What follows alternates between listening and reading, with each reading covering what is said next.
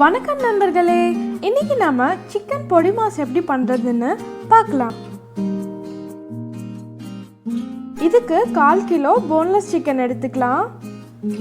அதை மிக்ஸி ஜார்ல போட்டு அரைச்சி எடுத்துக்கலாம். ரொம்ப நேரம் அரைக்க கூடாது, பல்ஸ் மோட்ல விட்டு விட்டு அரைச்சி எடுத்துக்கோங்க.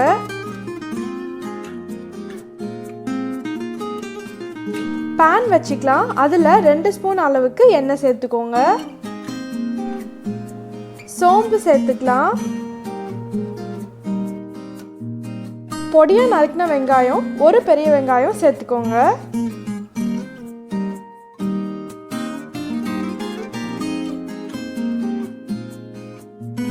நறுக்கின பச்சை மிளகா, 2 பச்சை மிளகா சேர்த்துக்கலாம்.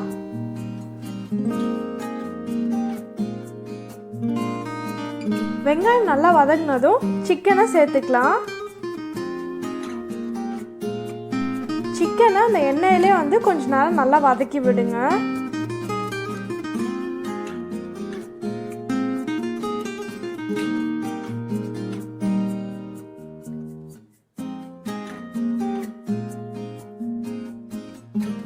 சிக்கன் நல்லா வதங்கியாச்சு. இப்போ இதில் 1 ஸ்பூன் அளவுக்கு இஞ்சி பூண்டு விழுது சேர்த்துக்கோங்க. நம்ம இதில் தண்ணி சேர்க்க தேவையில்லை, ஏன்னா சிக்கன்லேருந்து உங்களுக்கு தண்ணி வரும். இப்போ நம்ம மசாலாலாம் சேர்த்துடலாம்.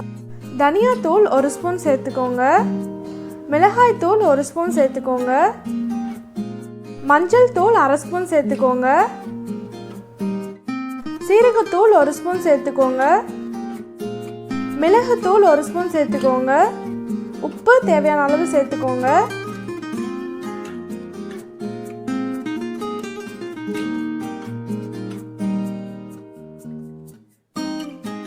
இது எல்லாம் சேர்த்து நல்லா கலந்துக்கோங்க.